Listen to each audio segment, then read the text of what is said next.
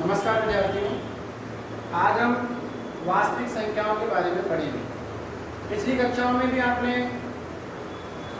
वास्तविक संख्याओं में प्राकृत संख्या, पूर्णांक संख्या, परिमेय संख्या, अपरिमेय संख्या, इसके अलावा दशमलव संख्याओं में शांत दशमलव, अशांत आवृत्ति, अशांत अनावृत्ति इत्यादि संख्याओं के बारे में आपने अध्ययन किया है। और इन संख्याओं से संबंधित जो संक्रियाएं हैं, यानी परिमेय अपरिमेय संख्याओं पर जोड़ बाकी गुणा बाकी जो संक्रिया हैं, उनसे संबंधित अध्ययन भी आपने किया है। कक्षा 10 में हमारे सिलेबस में वास्तविक संख्याओं से संबंधित यूक्लिड विभाजन प्रमेय का, यूक्लिड विभाजन एल्गोरिथ्म, इसके अलावा अपरिमेय संख्याओं की परिमेयता सिद्ध करना और बिना विभाजन प्रक्रिया किए दशमलव संख्याओं का पता लगाना, ये हमारे सिलेबस में है। सबसे पहले हम बात करते हैं यूक्लिड विभाजन प्रमेय का भी। देखिए यूक्लिड विभाजन प्रमेय का क्या है। दो वास्तविक संख्याएं a और b। यूक्लिड विभाजन प्रमेय का में यूक्लिड ने दो धनात्मक संख्याओं में संबंध बताया। यदि a और b दो धनात्मक पूर्णांक है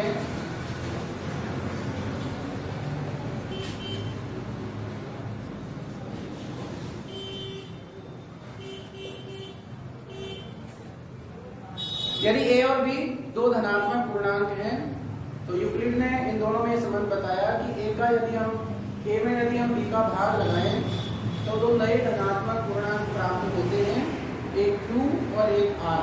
यानी a में हम b का भाग लगाएंगे तो हमें एक भागफल प्राप्त होगा और एक शेषफल प्राप्त होगा। और इन चारों ही संख्याओं में ये जो संबंध होता है वो इस तरह से होता है, a बराबर bq प्लस r, जहां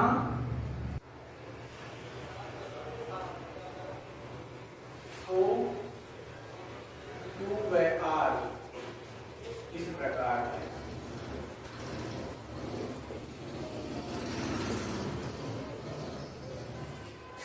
यदि a और b धनात्मक पूर्णांक है, यहाँ ये भी है कि a यदि b से बड़ा है और a में यदि हम b का भाग लगाते हैं तो दो धनात्मक पूर्णांक q और r हमें प्राप्त होते हैं और इन चारों के बीच ये संबंध होता है।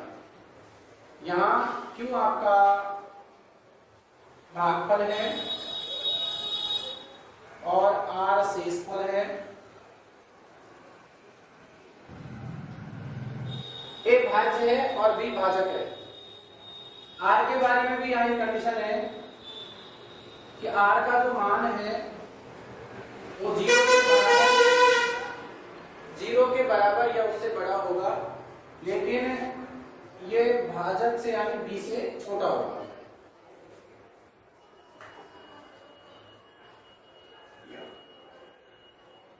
यानी इसको हम ऐसे भी लिख सकते हैं, भाज्य बराबर भाजक गुना भागफल प्लस शेषफल।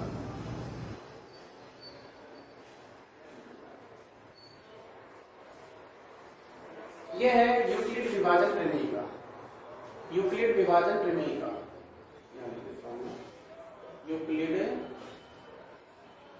विभाजन प्रमेय का।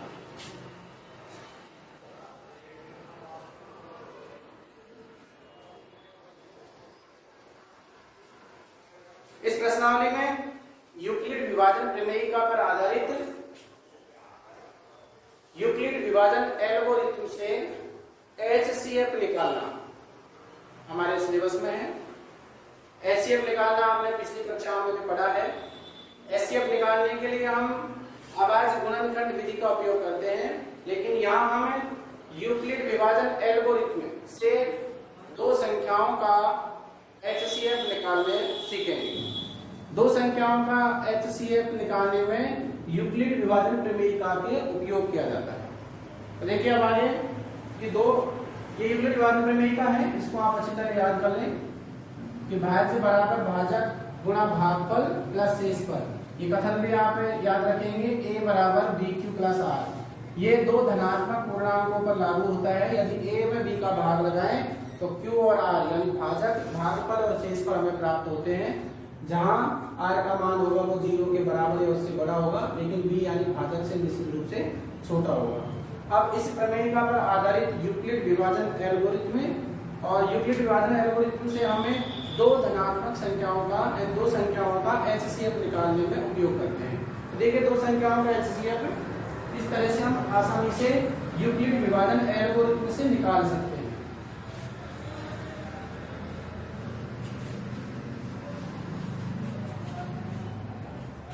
तो प्रमेयिका के बारे में आप समझेंगे।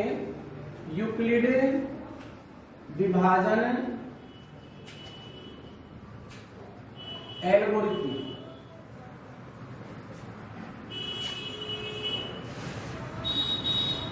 से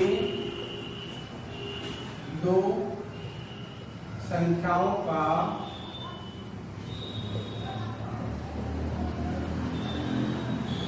HCF निकालना।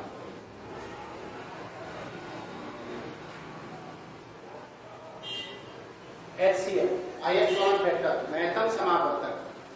दो संख्याओं का HCF आसानी से इसे निकाला जा सकता है। मैं यहाँ एक एग्जांपल लेता हूं। यहाँ पे दो संख्या 81 और 237, 81 और 237,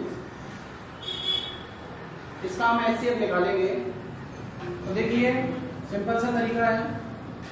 कोई भी हमारे पास दो संख्या है, उनका यूक्लिड विभाजन एल्गोरिथ्म से यदि हमें HCF निकालना है तो प्रत्येक स्टूडेंट आसानी से इसको निकाल सकता है, कोई दिक्कत वाली बात नहीं है। इसमें हम क्या करते हैं, छोटी संख्या का बड़ी संख्या में भाग लगाएंगे। देखिए, हमने यूक्लिड विभाजन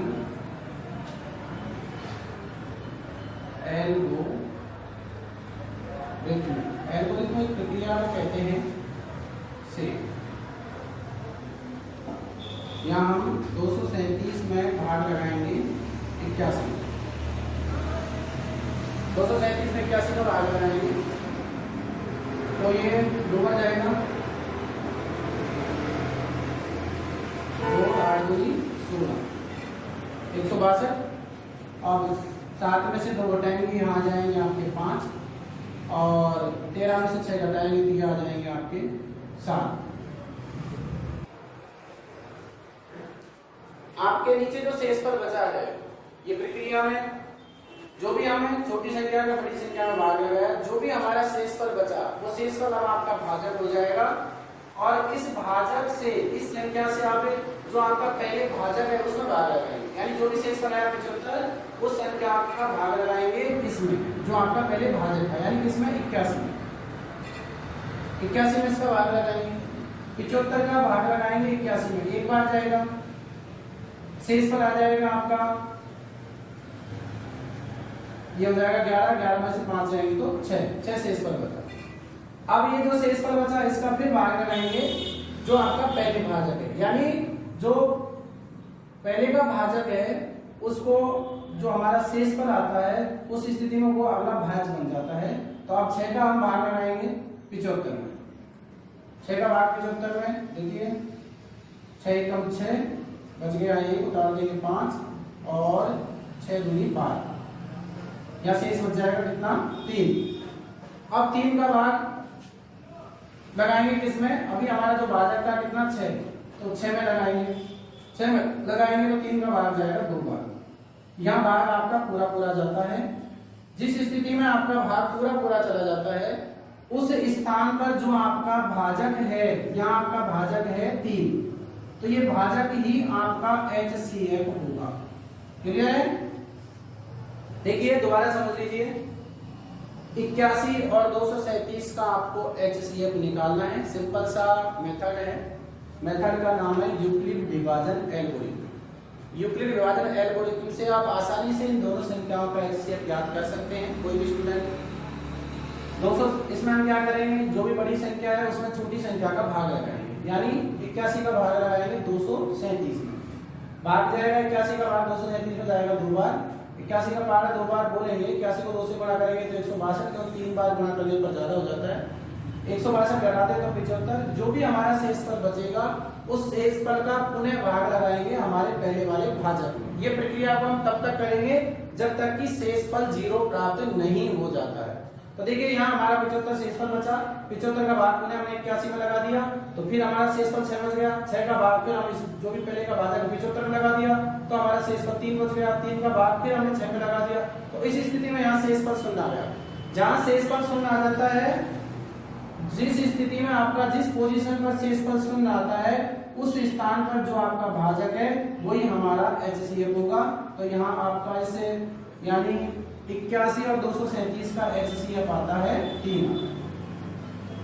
इस तरह यूक्लिड विभाजन एल्गोरिथम से आसानी से दो संख्याओं का HCF ज्ञात किया जा सकता है। एक संख्या और लिखता हूं मैं यहाँ पे,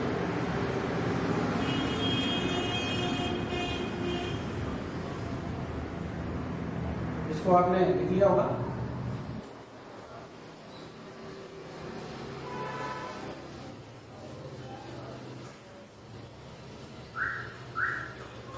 एक एग्जांपल और देखिए,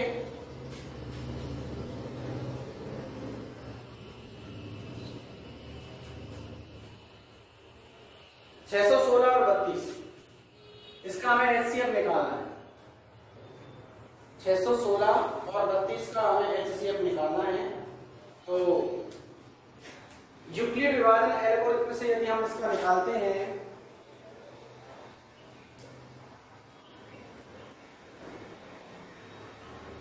यूक्लिड विभाजन एल्गोरिथम से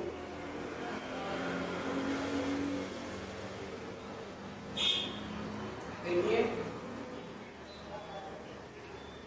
क्या करेंगे हम, बड़ी संख्या है 616, छोटी संख्या है 32, छोटी संख्या का बड़ी संख्या में भाग लगाएंगे। 32 का भाग लगाएंगे 616 में, 32 का भाग पहले 61 में लगाएंगे तो एक बार जाएगा, आपका शेष बच जाएगा। यहाँ पे 11 में से 2 जाएंगे तो 9 और 5 में से 3 जाएंगे तो 19, 6 उतार देंगे हम। अब 32 का भाग 296 में लगाएंगे तो 9 बार 9 2 18, 65 की 1 और 9 की हम 27 और 1 28, शेष बचेगा आपका यहाँ 16 हो जाएगा। 16 में से 8 गई तो 8, यानी 8 शेष बचेगा। 32 का आपने 616 में भाग लगाया, 19 बार भाग गया, शेष फल आपका बच गया 8। हम भाग तब तक लगाएंगे जब तक कि शेषफल 0 न आ जाए, या जो भी आपका शेषफल आया है उस शेषफल से अपने हम जो भाजक है 32 उसमें भाग लगाएंगे। तो 8 का भाग लगाएंगे 32, 8 का भाग 32 में 4 का आ जाएगा, 8 4 32, शेषफल क्या आ जाएगा 0। मैंने बताया कि जिस पोजीशन पर शेषफल 0 आ जाता है उस स्थान पर जो भी भाजक है वही हमारा HCF होता है। तो 616 और 32 का HCF कितना आ जाएगा 8। इस तरह यहाँ पे यूक्लिड विभाजन एल्गोरिथम से किन्हीं भी दो संख्याओं का HCF आसानी से निकाल सकते हैं।